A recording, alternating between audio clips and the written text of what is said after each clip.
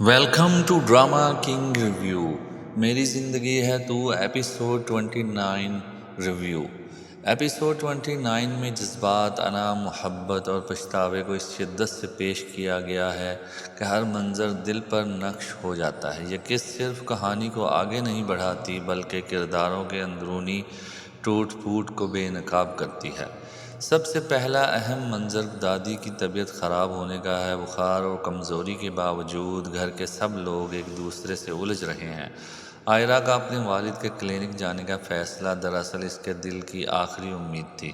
شاید باپ کا دل پگھل جائے، لیکن کلینک کا منظر پوری قصہ کا سب سے تکلیف دہ لمحہ بن جاتا ہے۔ جب باپ بیٹی کو یہ کہہ دے کہ تم میری بیٹی نہیں ہو، تو یہ جملہ صرف ایک مکالمہ نہیں رہتا بلکہ عائرہ کے وجود پر ضرب بن جاتا ہے۔ یہاں ہدایت کاری کمال کی ہے۔ خاموشی، آنسو اور کڑوی باتیں سب مل کر جذبات کی شدت کو دوگنا کر دیتے ہیں۔ کامیار کا رویہ بھی اس قسط میں خاص توجہ مانگتا ہے۔ وہ عائرہ کے لیے کلینک کے باہر کھڑا رہتا ہے، پھر سسر سے بدتمیزی کر بیٹھتا ہے۔ اس کی انا اور غیرت کے بیچ محبت کہیں دب سی جاتی ہے۔ گاڑی میں ہونے والی تکرار، عائرہ کا گاڑی رکوانا اور مجھے بریک چاہیے کہنا اس بات کا ثبوت ہے کہ یہ رشتہ صرف غلط فہمیوں کا نہیں بلکہ گہرے زخموں کا شکار ہے۔ مگر اسی کے ساتھ جب کامیار ہاسپٹل آ کر معافی مانگتا ہے تو پہلی بار اس کے لہجے میں ضد نہیں بلکہ نرمی نظر آتی ہے۔ یہ منظر امید کی ایک ہلکی سی کرن دکھاتا ہے۔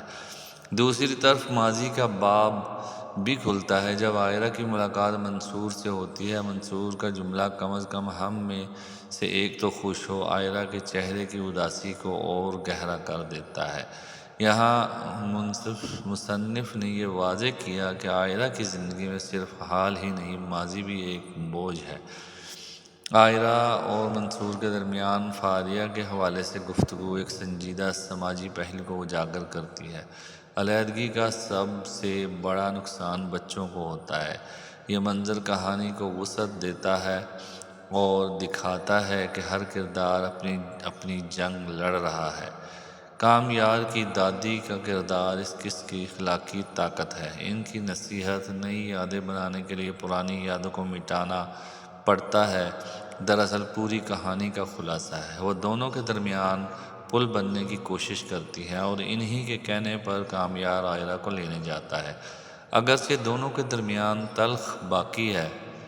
تلخی باقی ہے مگر معافی کا پہلا قدم اٹھ جانا اہم ہے۔ قسط کے آخری حصے میں گھر کے اندرونی تناؤ، ساس کی طنزیہ جملے اور عائرہ کا یہ کہنا کہ میں لاوارث نہیں ہوں، میں خود مختار ہوں، اسے ایک مضبوط مگر زخمی عورت کے طور پر پیش کرتا ہے۔